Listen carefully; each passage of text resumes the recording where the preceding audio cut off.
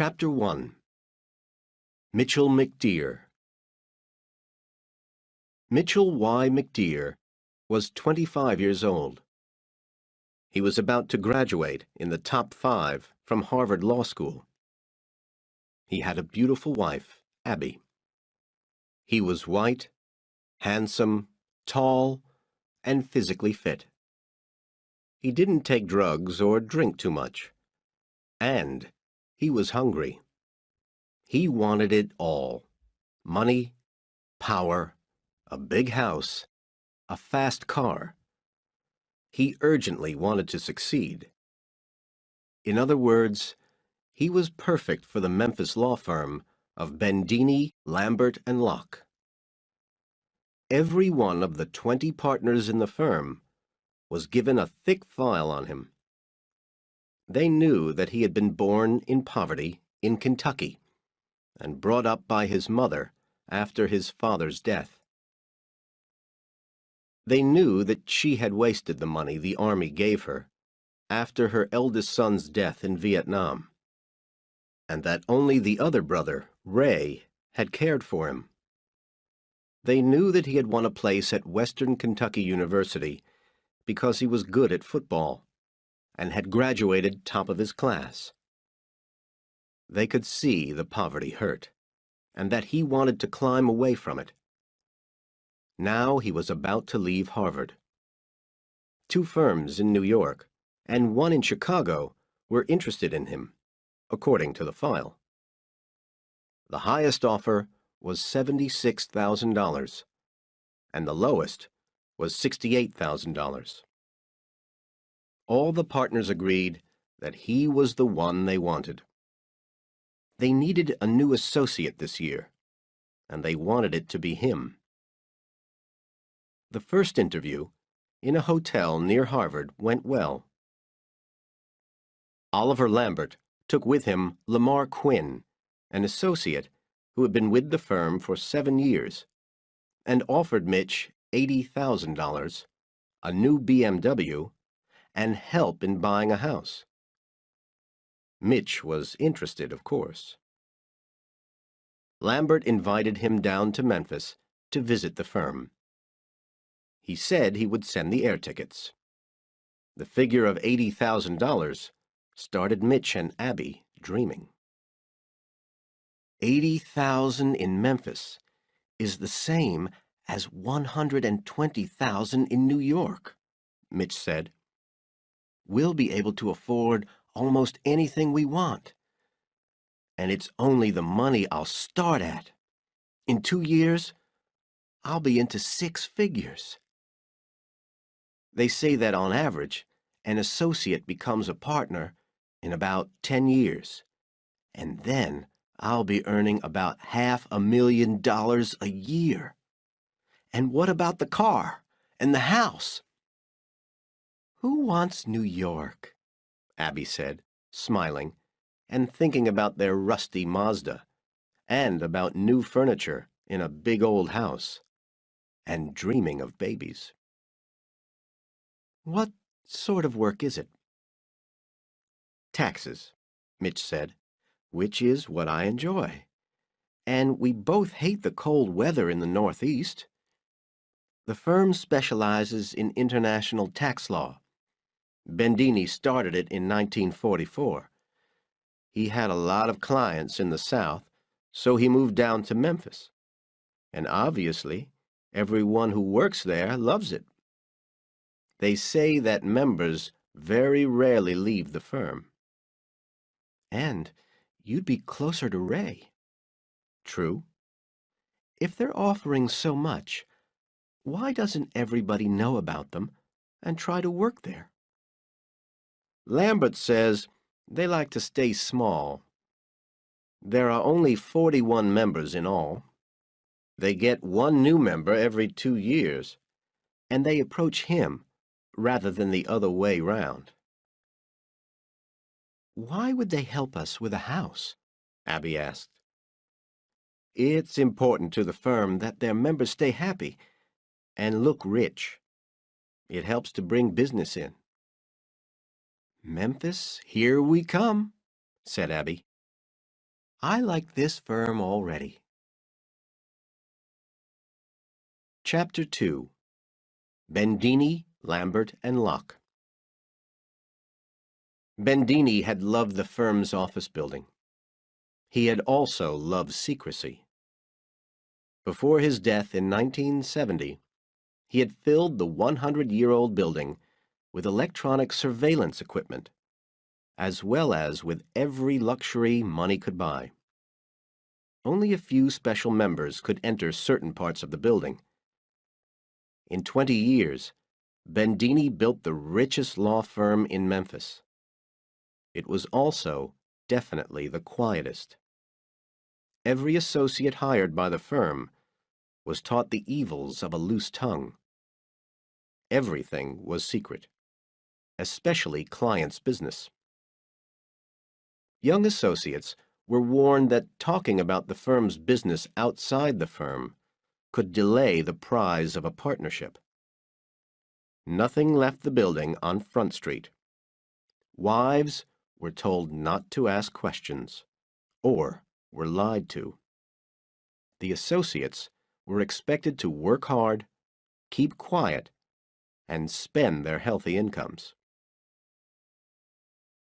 Lamar Quinn met Mitch at the entrance to the building. After an embarrassing speech by Oliver Lambert in front of all the other associates in the second-floor library, Lamar took him on a tour of the office. There were excellent libraries on the first 4 floors of the 5-floor building, so that no member needed to leave the office to find out anything. The first 4 floors were almost the same. The center of each floor was filled with secretaries, their desks, and the necessary machines. On one side of the open area was the library, and on the other were offices and smaller conference rooms. Partners got the large corner offices with wonderful views over the river and the city. "You won't see any pretty secretaries," Lamar said softly as they watched them work. "These are the best legal secretaries in Memphis. But they also have to be over a certain age. The firm likes its members to have steady marriages. Babies are encouraged. Of course, wives are not forbidden to work." "I hope not," said Mitch, puzzled by the word forbidden. He decided to change the subject. "Does every lawyer get his own secretary?" "Yes, until you're a partner. Then you'll get another, and by then you'll need one. Nathan Locke has 3, all with 20 years' experience, and he keeps them busy. You'll find that the work takes at least 80 hours a week at first, and there's always more if you want it. Everyone works 100 hours a week during tax season. We get well paid, all right, but we earn it, believe me." "What about holidays?" 2 weeks a year for the first 5 years. I know that doesn't sound like very much, but the firm does own a couple of beach houses in the Cayman Islands, and you can usually get one for your holiday, as long as a partner doesn't want it, of course. We do a lot of business in the Caymans as well, because the islands are tax-free. Nathan Locke's there at the moment, in fact, which is why you can't meet him today. Mitch had lunch with the partners in their special dining room on the 5th floor. Again, the generous public praise was embarrassing, but pleasing. Mitch wanted a beer to help him feel comfortable, but looking round, he saw that no one had any alcohol, and he learned that drinking at lunchtime was not liked by the firm, nor was heavy drinking at any time. They wanted members they could rely on. That was all right with Mitch. He was determined to succeed.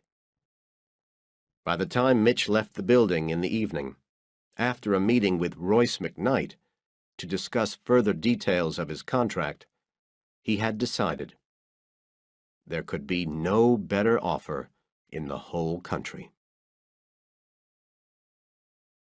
Chapter 3. The Fifth Floor. There were no law offices on the fifth floor of the Bendini building. The partners' dining room and kitchen filled the west end. Then, in the center, there were some empty rooms. And then there was a wall. In the center of the wall was a small metal door with a button beside it and a camera over it. This opened onto a small room where an armed guard watched the door and studied a large number of television surveillance screens. A hall went past the offices and workrooms of a number of men whose job was to watch and to gather information. The windows to the outside world were painted over. Devasher, the head of security, had the largest of these small, plain offices. On the Monday after Mitch McDeer's visit, Oliver Lambert stood in front of the small metal door and stared at the camera over it. He pushed the button, waited, and was finally allowed in. He walked quickly along the hall and entered Devasher's office.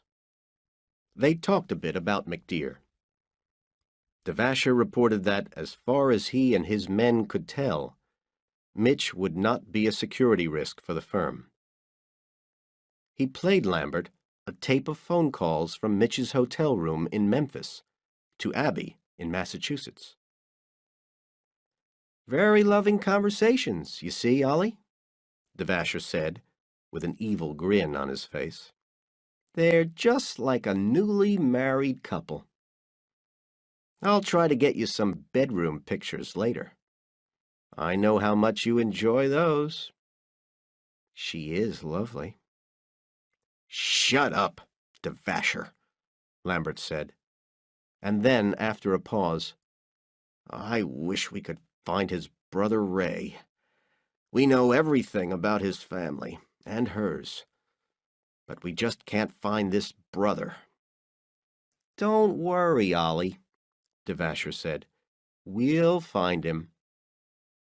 Devasher closed the McDeer file and opened another, much thicker one. Lambert stared at the floor. "What's the latest?" he asked softly. "It's not good news, Ollie. Kaczynski and Hodge are definitely working together now. Last week, the FBI checked Kaczynski's house and found our bugs. Kaczynski told Hodge when they were hiding in the third-floor library. Now they think everything's bugged, and they're very careful where they talk." "Which FBI agent is involved?" "Terrence. He seems to be in charge." "How often has he talked to Kaczynski?" "There's no way to know. We know of 4 meetings in the last month, but I suspect more. They're being real careful." "How much has he given them?" "Not much, I hope. They're still trying to persuade him. He's frightened. Hodge hasn't talked to the FBI yet, I don't think. He'll do whatever Kaczynski does." "What have you told Lazarov?" "Everything. That's my job. They want you in Chicago the day after tomorrow. They want answers and plans." "What plans?" "Plans to get rid of Kaczynski, Hodge, and Terrence, if it becomes necessary." "Terrence? Are you crazy? We can't get rid of an FBI agent." "Lazarov is stupid, Ollie. You know that. And that's what he wants from you. Of course, if he does kill Terrence, the FBI will be all over the place, and all of you lawyers will suddenly have to leave the country." try to argue with him, will you? And watch McDear for another month. Okay, Ollie. Don't worry. Chapter 4. Sad News. When the McDears moved down to Memphis, they stayed with the Quinns. The two couples became good friends. It didn't take Mitch and Abby long to find a house to buy on a street called East Meadowbrook. After they moved in, they were completely happy. The new house was everything they had dreamed about: large, comfortable, and in a good neighborhood. Abby went mad buying furniture, while Mitch drove the new black BMW all around town, getting to know the area. The Thursday before Mitch was due to start work, they drove over to the Quinn's house for dinner. "Now that you've spent next year's income on furniture," Mitch said on the way there, "what next?" "Oh, I don't know," Abby said. "How about babies?" "Hey, slow down. Let me get settled first." Abby laughed and sat back in her seat. Mitch admired her legs. "When did I last tell you you were beautiful?" he asked. "About 2 hours ago." 2 whole hours? How thoughtless of me. Right. Don't let it happen again. They parked behind the Quinns' 2 Mercedes. Kay met them at the front door. Her eyes were red from crying. "Oh, Kay, what's the matter?" Abby asked. There's been a tragedy," she said. "Who is it?" Mitch asked. Kay wiped her eyes and breathed deeply. "2 members of the firm, Marty Kozinski and Joe Hodge, were killed today. We were very close to them." Mitch remembered them from his visit to the firm. "What happened?" he asked. "No one's sure," Kay said. "They were on Grand Cayman, diving. There was some kind of explosion on the boat, and we think they drowned. A boatman was also killed. There was a meeting in the firm a few hours ago, and they were all told about it. Lamar could hardly drive home." "Where is he?" Mitch asked. "By the swimming pool. He's waiting for you." Lamar was just sitting there, deep in shock. Mitch sat down next to him and waited. Lamar shook his head and tried to speak, but no words came. His eyes were red, and he looked hurt. Finally, Mitch said, "Lamar, I'm so sorry. I wish I could say something." "There's nothing to say. Marty Kozinski was one of my best friends. He was going to be the next partner. He was a great lawyer, one we all admired. Our children always played together." Mitch and Abby drove home in silence. 4 days later, instead of starting behind his desk at the office, Mitch and his lovely wife joined the remaining 39 members of the firm and their lovely wives, and said goodbye to Marty Kozinski and Joe Hodge. Oliver Lambert gave such a beautiful speech that even Mitchell McDear, who had buried a father and a brother, was moved close to tears. Abby's eyes watered at the sight of the widows and children. Chapter 5. Long Hours. Mitch learned fast. He was appointed to work with one of the partners, Avery Tollison, and helped him with several of his clients. He learned to respect Avery's talent for hard work. Avery taught Mitch all about billing clients for his time. As an associate, he could bill $100 an hour. His future progress at the firm, he was warned, depended on how much income he made for the firm. He learned that it was acceptable to bill clients more than he actually worked. If you think about a client while you're driving over to the office in the morning, Avery told him, add on another hour. He could bill clients for 12 hours a day, even if he never worked 12 hours a day. Mitch also learned that Avery liked to bend the firm's rules. His marriage was breaking up, and his eyes followed every good-looking woman he saw on the streets. He also drank at lunchtimes. From Avery and the other partners, Mitch learned the way things were done at Bendini, Lambert & Locke.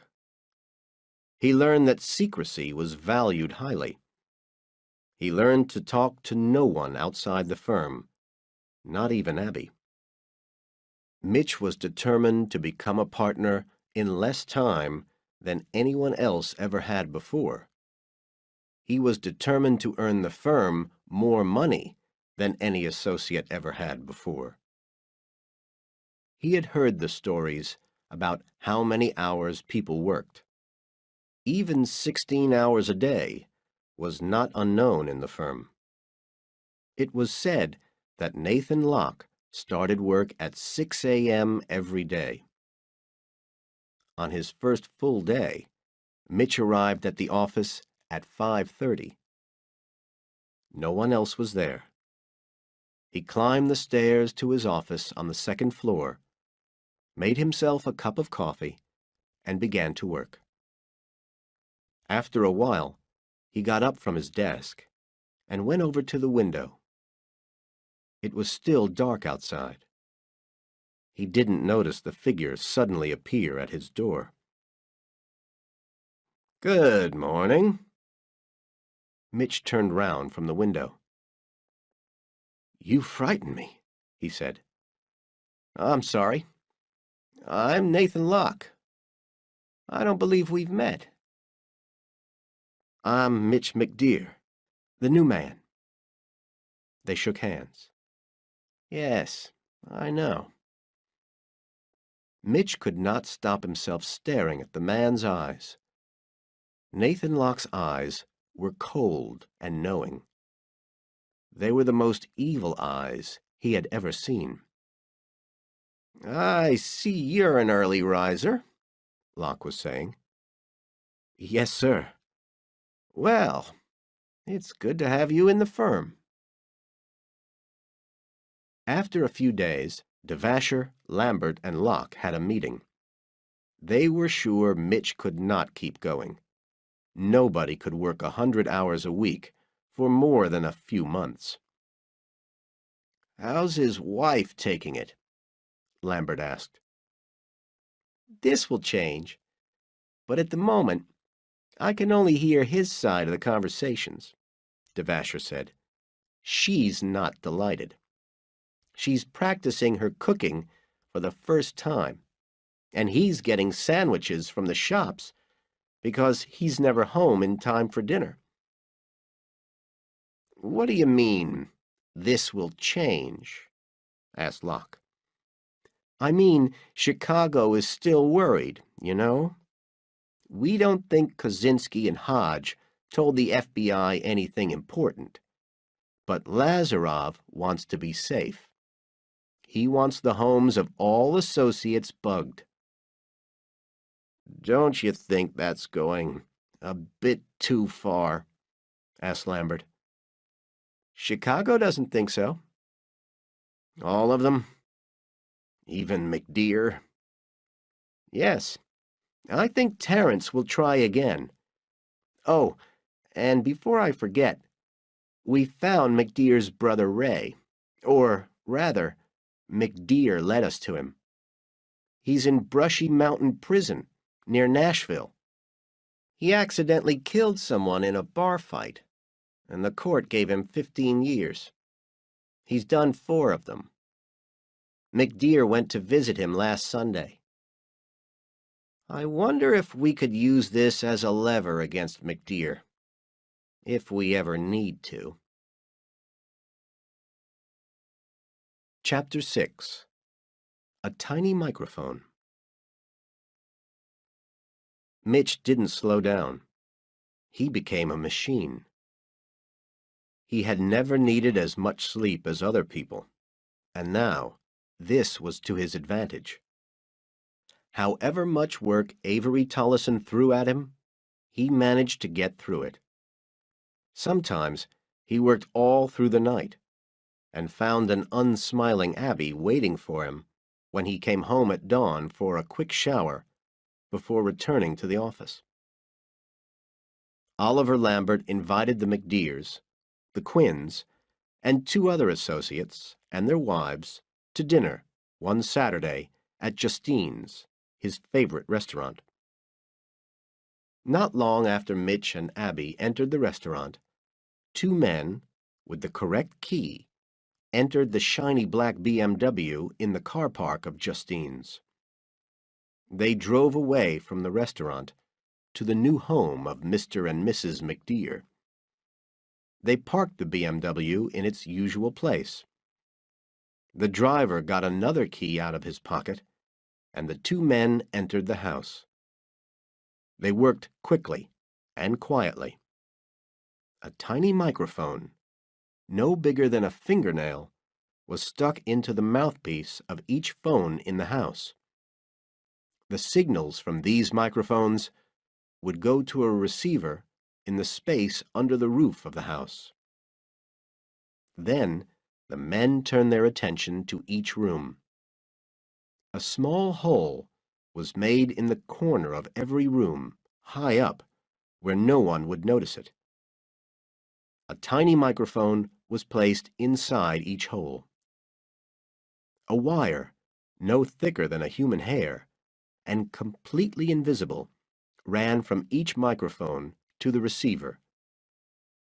The receiver looked exactly like an old broken radio, and it joined other old objects that were already there in a corner under the roof. It would not be noticed for months, maybe years. And if it was noticed, it would simply be thrown away as rubbish. The receiver, of course, would also send signals from the house back to the 5th floor at Bendini, Lambert and Locke. Just as the fish was served at Justine's, the BMW parked quietly next to the restaurant. The driver locked the car door. It was the Mayans next. At least, they lived closer to the restaurant than the McDears, and had a smaller house, so the work would be easier. On the 5th floor of the Bendini building, Devasher stared at rows of lights and waited for some signal from 1231 East Meadowbrook. The dinner party had finished 30 minutes earlier, and it was time to listen. A tiny yellow light shone weakly, and he put a pair of headphones on. He pushed a button to record. He waited. A green light, marked McD6, began to shine. It was the bedroom. The voices started to come in loud and clear. "I don't like Jill Mahan," the female voice, Mrs. McDear, was saying. "Her husband's okay, but she's really unpleasant." "Are you drunk?" asked Mr. McDear. "Almost. I'm ready for sex." Devasher bent his head closer towards his surveillance equipment to listen better.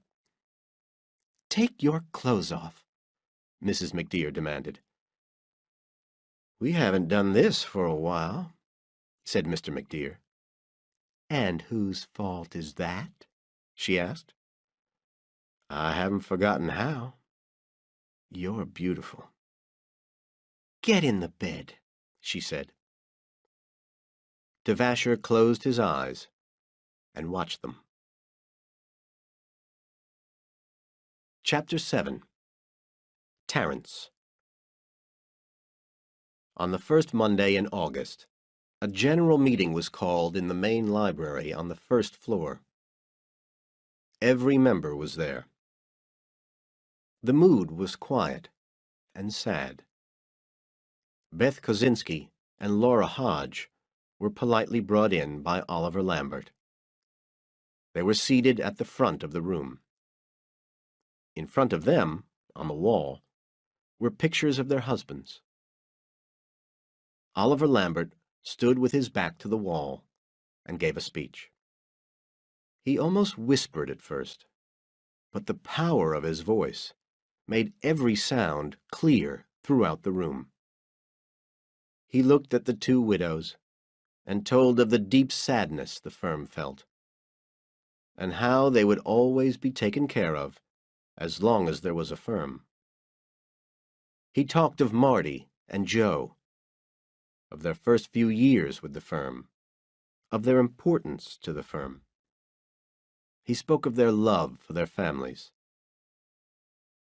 The widows held hands and cried softly. Kosinski's and Hodge's closest friends, like Lamar Quinn and Doug Turney, were wiping their eyes. After the speech, Mitch went over to look at the pictures. There were 3 other pictures on the wall as well. One was of a woman. Underneath the picture were the words, Alice Nouse, 1948 to 1977. He had heard about her. The only woman ever to become a member of the firm. She was killed in a car crash just 3 years after joining. The other 2 pictures were of Robert Lamb and John Mickle. He asked Avery about them. Lamb was out hunting in Arkansas one day in 1970 and didn't return. He was found eventually with a bullet in his head. Everyone supposed it was a hunting accident. Mickle shot himself in 1984. 5 dead lawyers in 15 years. It was a dangerous place to work. Mitch was always the first to arrive at the office, and often the last to leave as well. The partners were delighted with his progress and rewarded him with extra money. Abby got a job as a teacher at a local school, so that she wasn't just sitting around the house, bored. Mitch's ability to work long hours was already a legend. But she didn't want to be married to a legend. She wanted a flesh and blood person next to her. Recently, Mitch had started having his lunch sometimes in a small cafe about half a mile from the Bendini building. It was a dark hole in the wall with few customers and bad food. He liked it because no one else from the firm went there, so he could sit quietly and read legal documents while he ate. He could always bill the client for his time. One day, while he was there, a stranger approached his table and stood next to it. Mitch put down his document. "Can I help you?" he asked. The stranger said, "You're McDear, aren't you?" Mitch studied him. Judging by his accent, he was from New York. He was about 40, with short hair, and was wearing a cheap suit. "Yeah," he said. "Who are you?" In reply, the man pulled a badge out of his pocket. "Wayne Terence, FBI." He waited for a reaction. Sit down, Mitch said. Thanks. After he sat down, Tarrant said, I heard you were the new man at Bendini, Lambert and Locke. Why would that interest the FBI? We watch that firm quite closely. Why? I can't tell you at the moment. We have our reasons. But I didn't come here to talk about them. I came here to meet you and to warn you about the firm. I'm listening, Mitch said. 3 things. First, don't trust anyone. Second, every word you say, at home or in the office, is probably being recorded. Mitch watched and listened carefully. Terrence was enjoying this. And the third thing? He asked. Money doesn't grow on trees. What do you mean by that? I can't say more at the moment. I think you and I will become very close. I want you to trust me, and I know I'll have to earn your trust.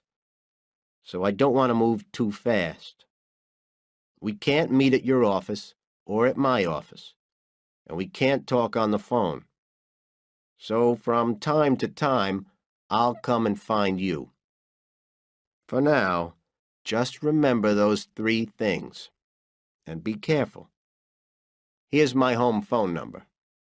You won't want to call me yet, but you'll need it sometime. But call me only from a payphone. If I'm not in, leave a message on the machine. Mitch put it in his shirt pocket. There's one other thing, Terrence said as he stood up. You had better know that Hodges and Kozinski's deaths weren't accidental.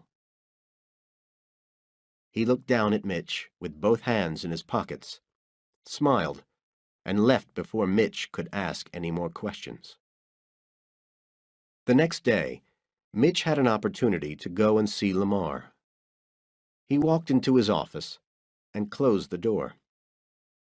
We need to talk, he said. If he believed Terrence, the office was bugged, and the conversation would be recorded. He was not sure whom to believe. You sound serious, Lamar said. Did you ever hear of someone called Wayne Terrence? No. FBI? Lamar closed his eyes. FBI, he whispered. That's right. He had a badge and everything. Where did you meet him? He found me in Lansky's cafe on Union Street. He knew who I was. Have you told Avery? No. No one except you. I'm not sure what to do. Lamar picked up the phone and spoke to Avery Tollison. Within a few minutes, Mitch and Lamar were up in Lambert's office. Avery, Lambert, Royce McKnight, Harold O'Kane, and Nathan Locke were there, sitting around a conference table. Have a seat, said Locke with a false smile. What's that? Mitch pointed to a tape recorder in the center of the table. We don't want to miss anything, Locke said. Okay, Mitch said. He repeated his conversation with Terrence. Locke stared at Mitch with his dark eyes while he was speaking, and as soon as he had finished, he asked, Have you ever seen this man before? Never. Whom did you tell? Only Lamar. Your wife? No. Did he leave you a phone number to call? No. The tape recorder was switched off. Locke walked to the window. Mitch, he said, we've had trouble with the FBI. and the tax people for several years now.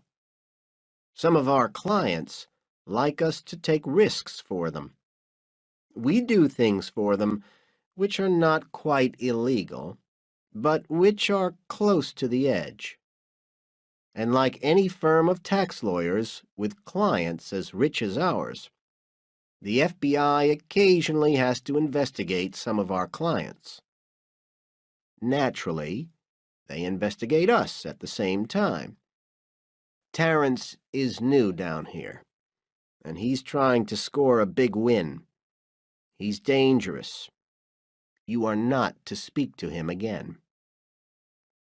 How many of our clients have the courts found guilty? Mitch asked. Not a single one. What about Marty and Joe? What did happen? That's a good question. We don't know. It's true that it was possibly not an accident. The boatman, who was with them, seems to have been a drug smuggler, according to the police there. I don't think we'll ever know, McKnight added. We're trying to protect their families, so we're calling it an accident. Don't mention any of this to anyone, Locke said. Not even your wife. If Terrence contacts you again, let us know immediately. Understand? Yes, sir, Mitch nodded. The grandfatherly warmth returned to Oliver Lambert's face. He smiled and said, Mitch, we know this is frightening, but we're used to it. We can look after it. Leave it to us, and don't worry. And stay away from Terrence. Further contact with Terrence will put your future in the firm at risk, Locke said. I understand, Mitch said. That's all, Mitch, Lambert said. You and Lamar can go back to work now. As soon as they were out of the room, Lambert called Devasher on the phone. Within 2 minutes, Lambert and Locke were sitting in Devasher's office. Did you listen? Locke asked. Yeah, of course. We heard every word the boy said. You handled it very well. I think he's frightened and will run from Terrence. But I've got to tell Lazarov. He's the boss. I hope I can still persuade him not to kill Terrence. God, yes, Lambert said. But why did they choose McDear, do you think? Because he's young, and because he's a good person. The kind of person who wouldn't like what's going on here. I suggest you keep McDear so busy he doesn't have time to think. And it would be a good idea for Quinn to get closer to him, too, so that if McDear does want to tell anyone anything, he'll naturally turn to Quinn. Did he tell his wife last night? Asked Locke. We're checking the tapes now, Devasher said. It'll take about an hour. We've got so many bugs in this city, it takes 6 computers to find anything. I'll let you know if I find anything. But he and his wife don't talk that much anymore. McDear had better visit the Caymans, though. Can you arrange it? Of course, said Lambert. But why? I'll tell you later. Chapter 8. 4 people, 3 of them dead. That Sunday, Mitch went to visit his brother Ray in prison again. There was some information he wanted. They chatted for a while, and then Mitch said, You once told me in a letter that you knew a prisoner who used to be a cop in Memphis and now works there as a private investigator. I can't remember his name. Eddie Lomax. Yeah, cops are hated in here. I helped him out once in a fight. They were killing him. We became friends. He still writes to me. He's been out about 3 years now. Thanks. Why do you need him? A lawyer friend's wife is cheating on him. Is Lomax good? Yeah, I think so. He's made some money anyway. You'll find him in the phone book. A guard walked by and reminded them that it was nearly time for visitors to leave. Is there anything I can send you? Asked Mitch. Any language tapes? Ray had learned several languages while he was in prison. Yeah, something on Greek, please. And a picture of Abby, and of your house. You're the first McDeer in 100 years to own a house. Okay. I'll see you next month. Lomax's secretary, Tammy, was blonde, about 40 years old, but still sexy. She wore short skirts and a low-cut blouse. She kept crossing and uncrossing her legs while Mitch was waiting for Lomax to get off the phone. When Mitch eventually got into the office, Lomax stood up behind his desk and held out his hand. So, you're Mitchell McDeer. It's good to meet you. My pleasure, Mitch said. I saw Ray on Sunday. I feel like I've known you for years. He talked about you all the time. You look just like him, too. Now, what can I do for you? Have you got trouble with your wife? No, nothing like that. I need some information about 4 people. 3 of them are dead. Mitch told him about the 3 dead lawyers from Bendini, Lambert, and Locke. I want to know if there's anything odd about their deaths, he said. Sounds interesting. What about the 4th person? He's called Wayne Terrence. He's an FBI agent here in Memphis. FBI? That'll cost you more. Okay. This must all be absolutely secret, Eddie. I'm trusting you. And don't call me at home or at the office. I suspect I'm being watched very closely. By whom? I wish I knew.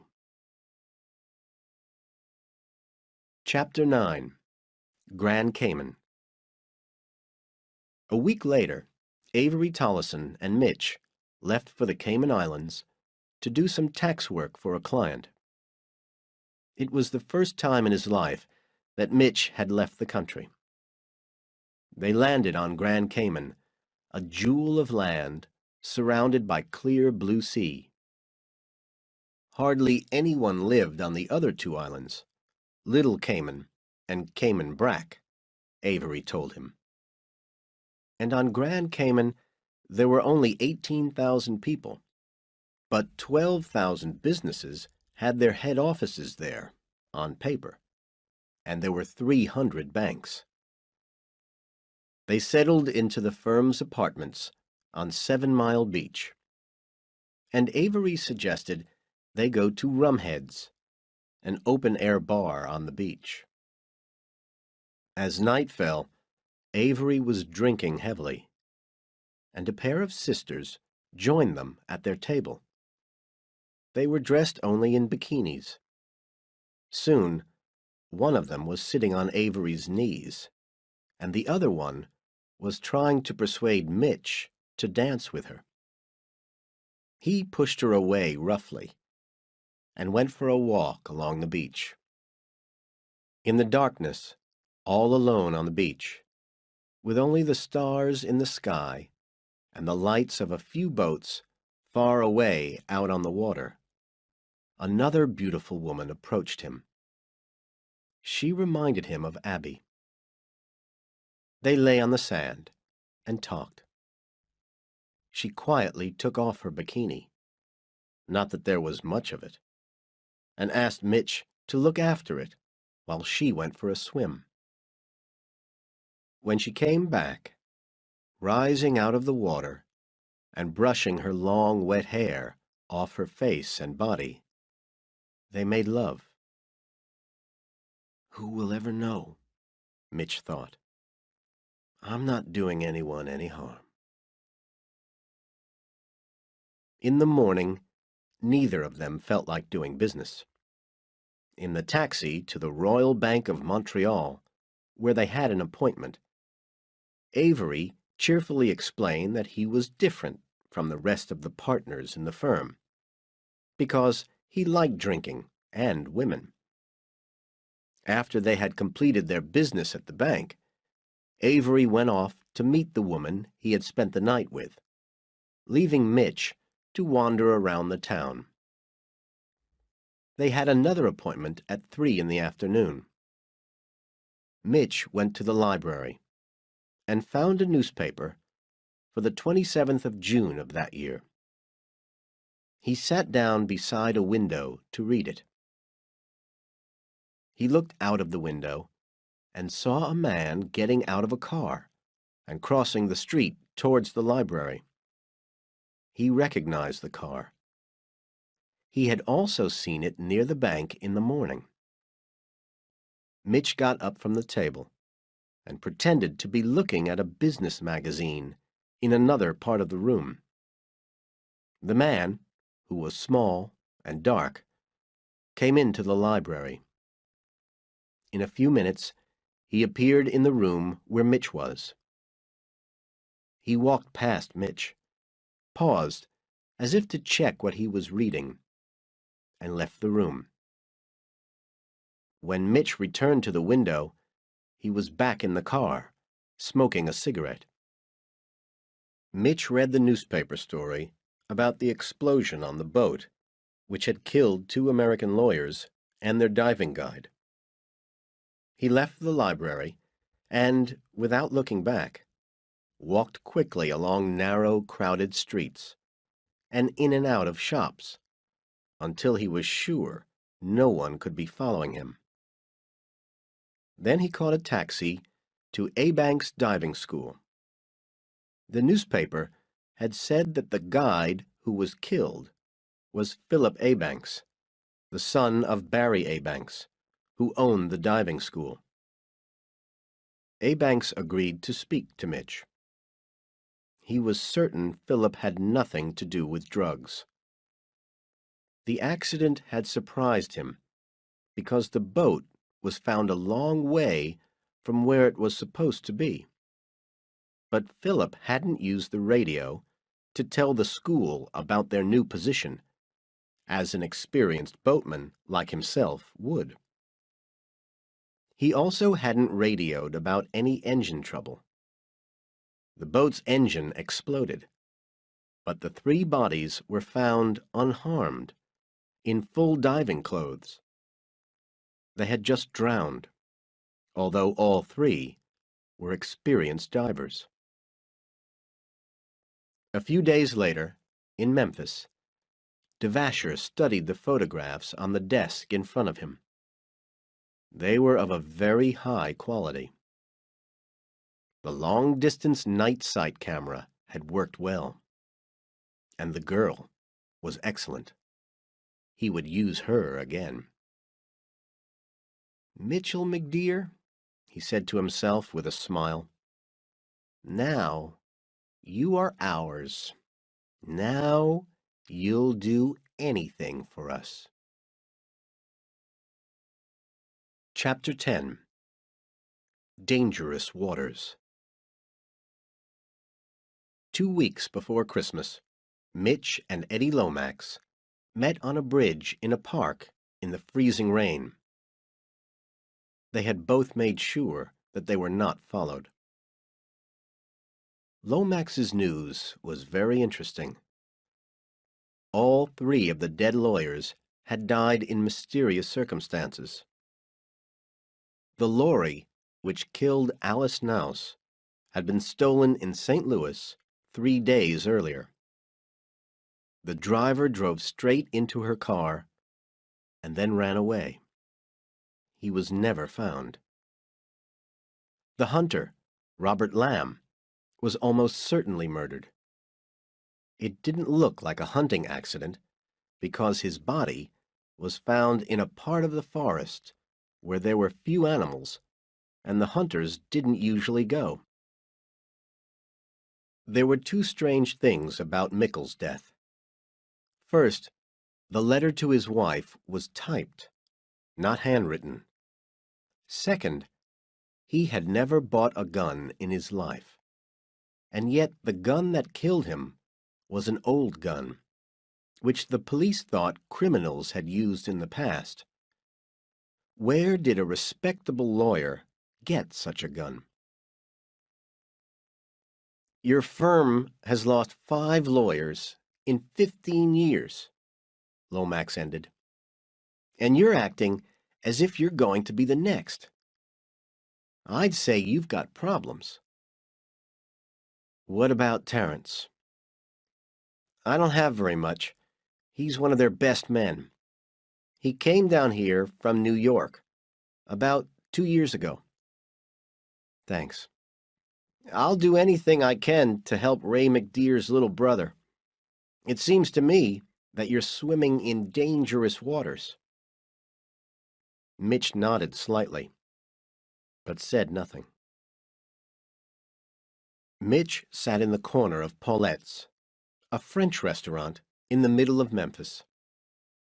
At 7 o'clock, Abby rushed in from the cold and joined him at his table. "What's the special event?" she asked. Mitch had said hardly anything on the phone when he invited her to meet him here. He was very careful about what he said on the phone these days. "Do I need a reason to have dinner with my wife?" "Yes. It's 7 o'clock on a Monday night, and you're not at the office. That's very unusual." A waiter came to their table, and they ordered 2 white wines. As the waiter went away, Mitch noticed the face of a man at another table that looked familiar. Before Mitch could think about it, the man hid his face behind a menu. "What's the matter, Mitch?" He put his hand on hers and said, "Abby, we've got to talk." "What about?" she asked, worried. "About something very serious," he said quietly. "But we can't talk here. There's a back door near the washrooms. I want you to go to the washroom and then leave by the back door. I'll meet you there. I'll bring your coat. Trust me, please." Abby left. Mitch waited until the man with the menu was busy talking to a waiter, and then he followed her. Outside, they walked to a bar and sat down in a dark corner inside. "Badges, what's this all about?" demanded Abby, when they had their drinks. "I met an FBI agent today. A man called Terence. It's the second time he's spoken to me."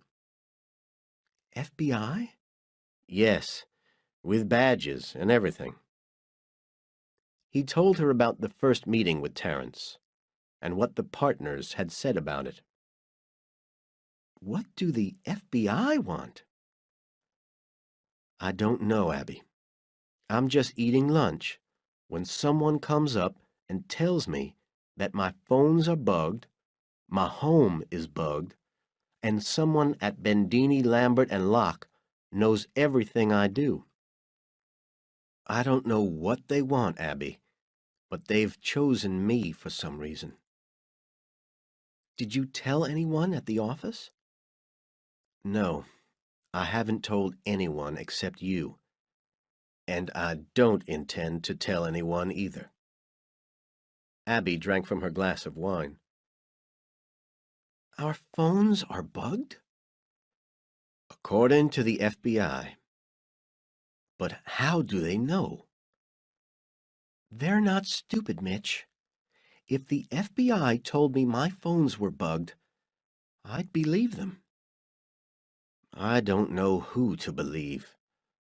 Locke and Lambert were very believable when they explained how the firm fights with the tax people and the FBI. But if the firm did have a rich client whom the FBI was investigating, why would they choose me, the new man in the firm, to talk to? What do I know?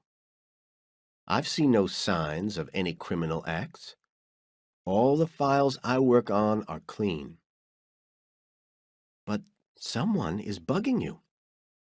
Even the car, Terrence said. Mitch, this is amazing. Why would a law firm do that? I have no idea. I feel much better now that I've told you.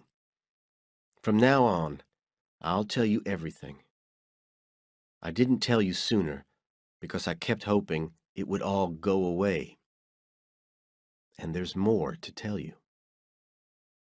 He told her about Eddie Lomax and the 5 dead lawyers, and how he suspected that none of their deaths was quite what it seemed to be. I feel weak. Abby, we have to be careful. We must continue to live as if we suspect nothing.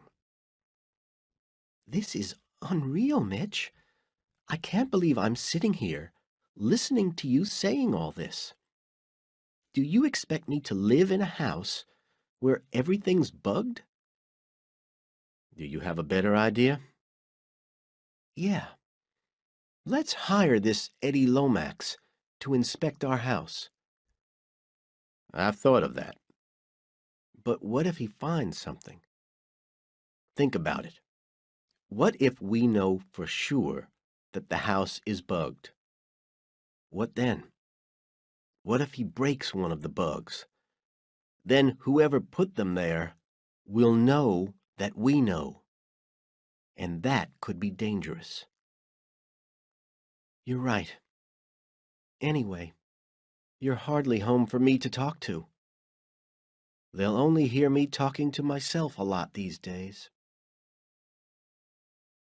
Chapter 11.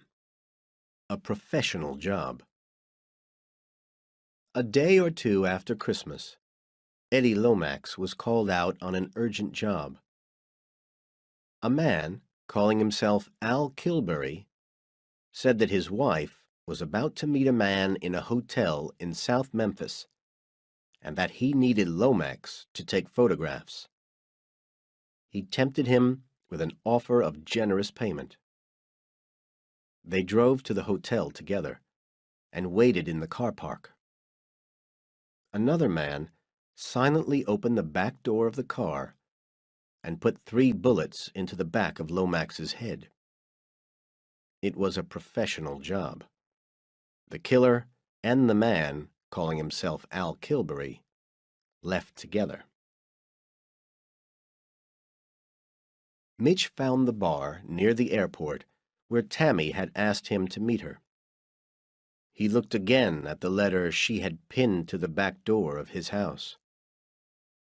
Dear Mr. McDear, please meet me at Ernie's Bar on Winchester Avenue late tonight. It's about Eddie Lomax.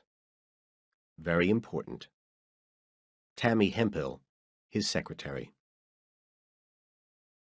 Tammy arrived soon after he had ordered a beer. Thanks for coming, she said. What's the matter? She looked round. We need to talk, but not here. Where do you suggest? Why don't we drive around? We'll take my car. In the car, she took a long time to say what she wanted to say. Eventually, it started to come out. You heard about Eddie? She asked. Yes. When did you last meet him? A couple of weeks before Christmas. I thought so. He didn't keep any file about the work he was doing for you. There was a pause. Eddie and we were lovers. My marriage isn't so great, and my husband has other women friends. Anyway, Eddie told me a little about you, and he said that lawyers from your firm kept dying. So much for secrecy, Mitch thought. Anyway, just before Christmas, he told me he thought he was being followed, and that he thought it was connected to the work he was doing for you. Eddie was good at his job. It wouldn't be easy to follow him. They were professionals, whoever they were, as professional as the killer. I'm frightened, Mitch. Can I call you Mitch? Of course. I haven't been back to the office since his death. They probably think I know whatever it is that he knew. You're right not to take any chances, Mitch said. We can disappear for a while, my husband and I. He works as a singer in nightclubs, and he can always get work somewhere else. That sounds like a good idea. Where will you go? Here and there, she said. They've killed all those lawyers, and they've killed Eddie. And next, they want you and me. We need to keep in touch, Tammy, Mitch said. But you can't talk to me on the phone, and we shouldn't meet. Write to me once a week from wherever you are. What's your mother's name? Doris. Fine. Sign your letters, Doris. Do they read your mail, too? Probably, Doris. Probably. Chapter 12. Denton Voiles. Mitch flew into Washington on the firm's private jet. Devasher didn't want him to go. Chicago had given orders that McDear was not to leave Memphis on firm business, except with at least 2 partners. But the firm had arranged months ago for Mitch to go to this conference on taxes in Washington. Devasher couldn't argue against it, because as far as he knew, Terrence had only met Mitch that one time, and Mitch had immediately reported it. So Mitch seemed to be a loyal member of the firm.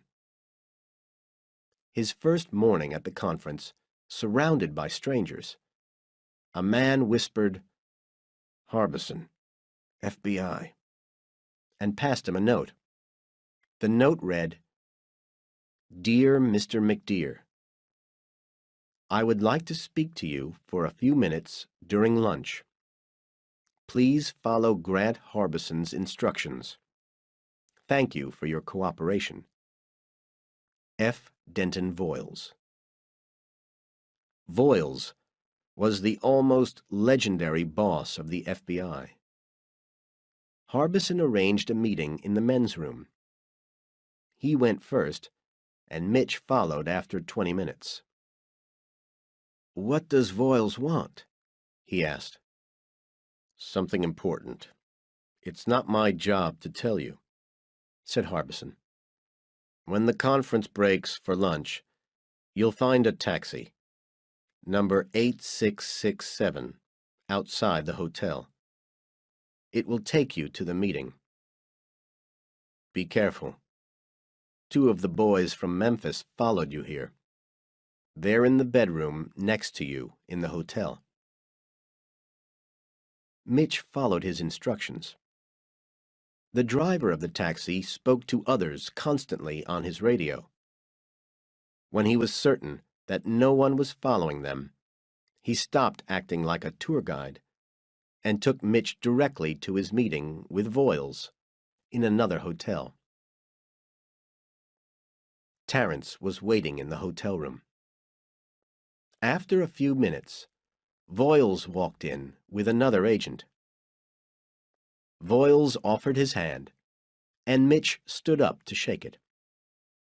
"Thank you for coming," Voiles said. "This is very important to us." Mitch breathed deeply.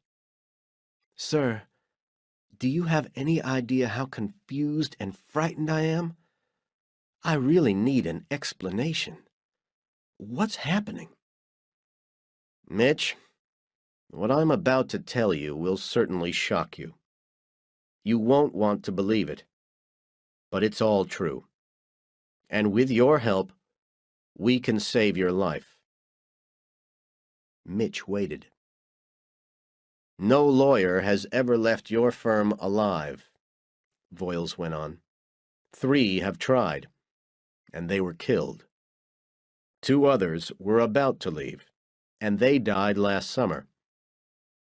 When a lawyer joins Bendini, Lambert, and Locke, he never leaves, unless he retires and keeps his mouth shut. And by the time they retire, they are part of it all and cannot talk. The firm has a major surveillance operation on the 5th floor. Your house, car, and phones are bugged. Your desk and office are bugged. Almost every word you speak is heard and recorded on the 5th floor. They follow you, and sometimes your wife. You see, Mitch, the firm is not what it seems. It is not owned by the partners. It is part of a very large and very illegal business. The firm of Bendini, Lambert, and Locke is owned by the Moralto crime family in Chicago. The Mafia. "I don't believe it," Mitch said, frozen with fear. His voice was weak. Voiles smiled. "Yes, you do, Mitch. You've suspected something for some time. That's why you talked to A-Banks in the Caymans. That's why you hired that investigator and got him killed by those boys on the 5th floor. You know the firm is rotten, Mitch." Mitch rested his head in his hands and stared at the floor. "As far as we can see," Voiles said, "about a quarter of the firm's clients and businesses are legal. There are some very good lawyers in the firm, doing tax work for rich clients. It's a very good cover. Most of the files you've worked on so far are okay. That's how they operate. They bring in a new man, throw money at him, buy the car and house, take him to the Caymans, and put him to work on their legal clients. Then after 5 or 6 years, when the money is really good, when you and your family have become completely used to this rich way of living, they tell the truth. By then, you can't get out, even if you want to. They'll kill your wife or one of your children. They don't care. So you stay. You can't leave. If you stay, you make $1 million and retire young with your family, safe. If you try to leave, your picture will hang in the 1st floor library."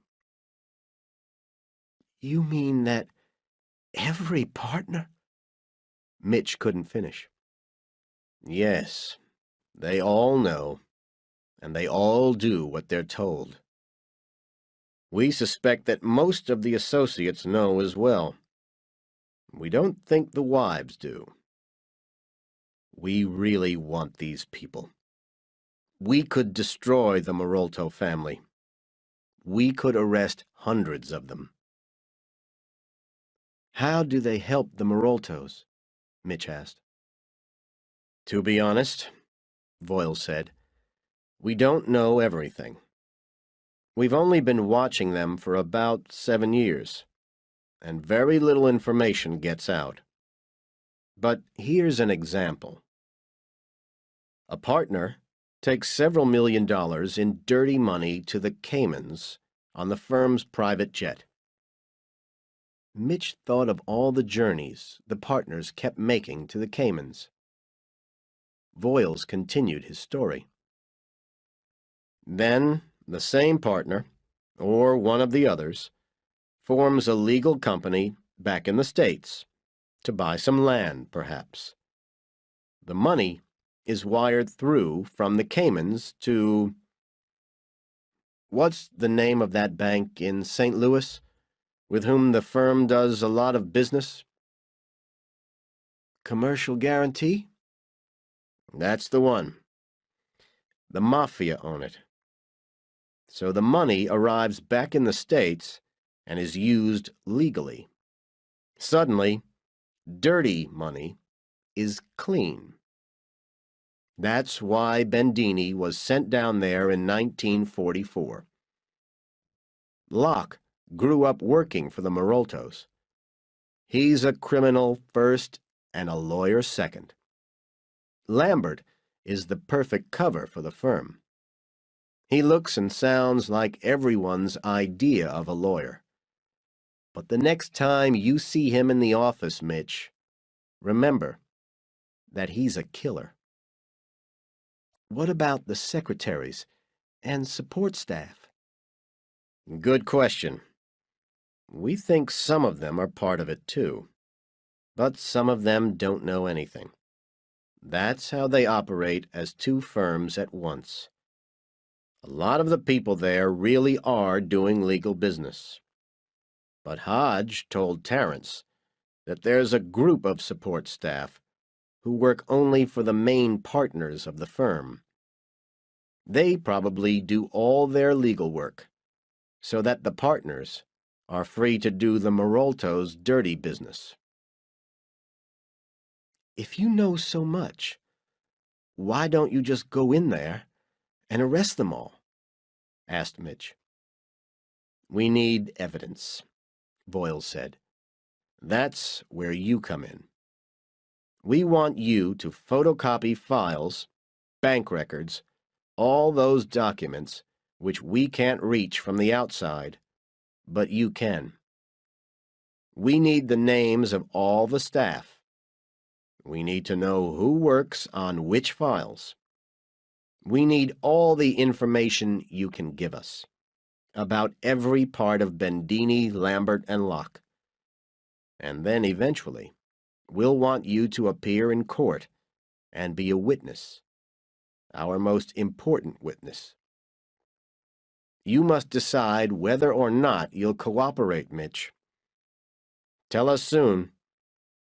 If you decide not to help us, we'll find someone else who will, sooner or later, and we'll put you in prison along with the rest of them. If you choose to help us, we can negotiate a price. And then we'll look after you. Send you and your wife anywhere in the world you want to go. But the Mafia never forgets, Mitch said.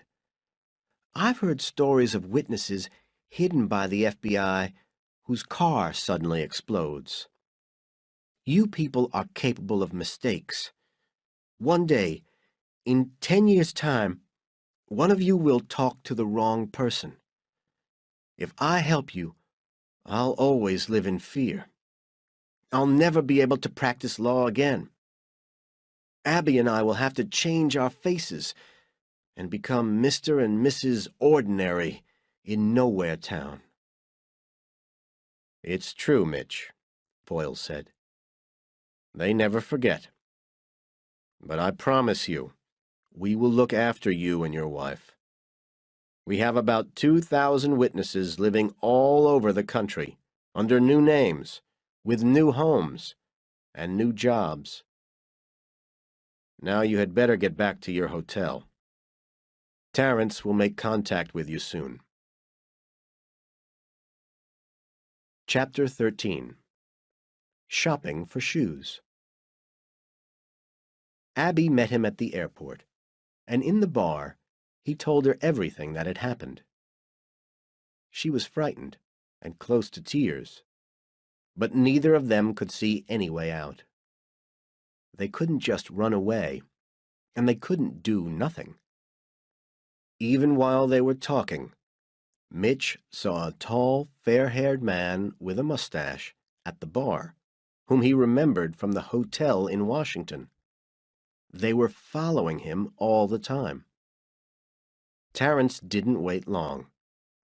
A week after Mitch returned to Memphis, about the same time that Doris got in contact, Terrence met him as he was walking back from a meeting and suggested they turn into a shoe shop together to get off the street. He started to say that it was time for Mitch to decide what to do, but he suddenly stopped. "What is it?" Mitch demanded. "I just saw someone walk by the shop and look in at us. Listen carefully, Mitch. We'll walk out together, and as soon as we're outside, you push me away and shout at me. Then run in the direction of the office." Mitch did exactly as Terrence suggested. As soon as he got back to the Bendini building, he went to Avery Tollison's office and reported that the same FBI agent had contacted him again.